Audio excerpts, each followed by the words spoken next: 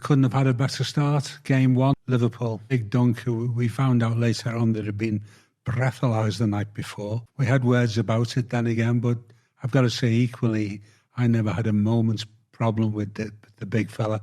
And what a player. I said that with a smile on my face, a Dogs of War attitude, not thinking for one moment that, within a week's time they were making T-shirts with Dogs of War on them. It was used against me by certain members of the press at a later time, which was rather naughty. I was still proud to be the man who took, Everton to Wembley. The game against Spurs at Leeds was still one of the best performances I've seen from an Everton side. We were terrific that day. Of course, Daniel came on, Best substitution you never made. Never made. Yeah.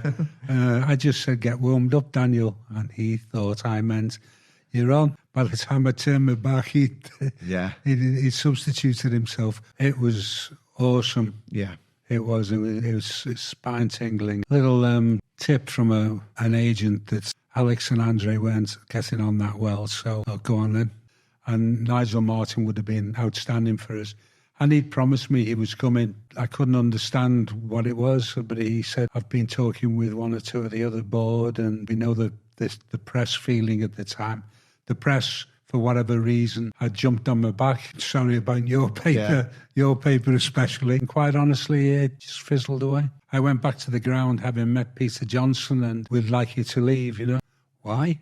David Moyes has come in and he's had a terrific start. Everton can only get better at the moment. In other words, it's not going to go worse. Moyes, he knows his stuff and he's a good guy. I'm still a little bit annoyed about the Manchester United result. A penalty's a penalty.